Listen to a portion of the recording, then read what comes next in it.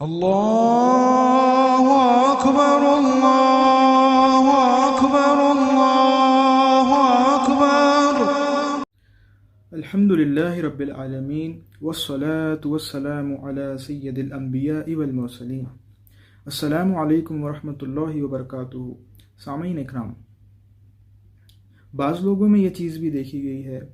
کہ جب ان سے کوئی گناہ ہوتا ہے تو وہ اس گناہ کو علل اعلان لوگوں میں ظاہر کرتے پھرتے ہیں۔ اب اس کے پیچھے ان کی کیا نیت ہے وہ تو اللہ تعالیٰ بہتر جانے، لیکن سوچنے کی بات یہ ہے کہ اللہ تعالیٰ کی نافرمانی کرنا، گناہ کرنا، یہ ایک عیب ہے۔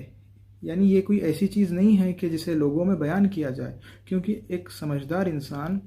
اگر اس میں کوئی عیب ہے، کوئی کمی ہے، تو وہ یہ نہیں چاہتا کہ لوگ اس کی وہ کمی سے باخبر ہوں، لوگوں کو اس کی کمیوں کا علم ہو، بلکہ وہ تو انہیں ختم کرتا ہے، ان کی اصلاح کرتا ہے،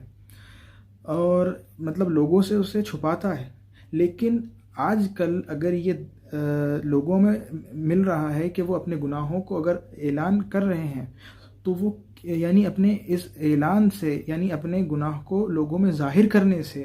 ان کا کیا مقصد ہے؟ کیا وہ اپنے اس گناہ کی ترغیب دلانا چاہتے ہیں؟ مثال کے طور پر اگر ایک بچہ، یعنی ایک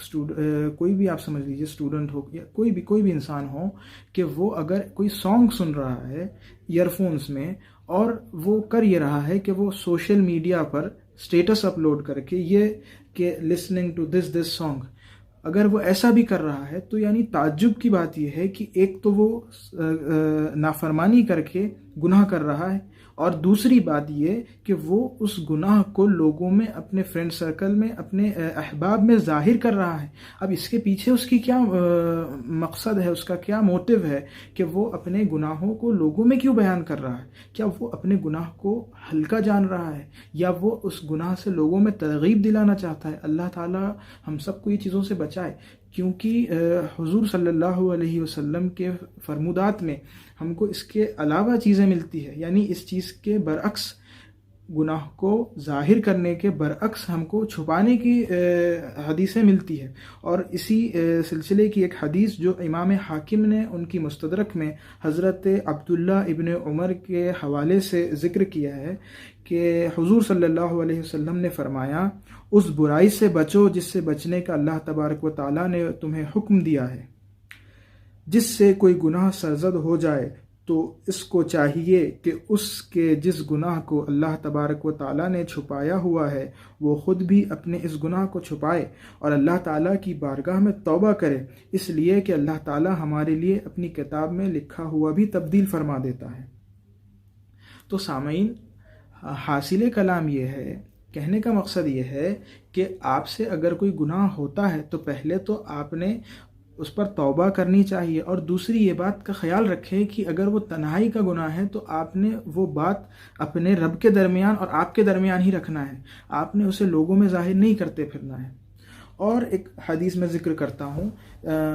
حضور صلی اللہ علیہ وسلم نے فرمایا، اور اس حدیث کو بھی امام حاکم نے اپنی مستدرک میں ذکر کیا ہے، کہ جب کوئی گناہ کر بیٹھو تو فوراً کوئی نیکی بھی کر لیا کرو۔ اور اس سلسلے میں ایک حدیث میں ذکر کرتا ہوں کہ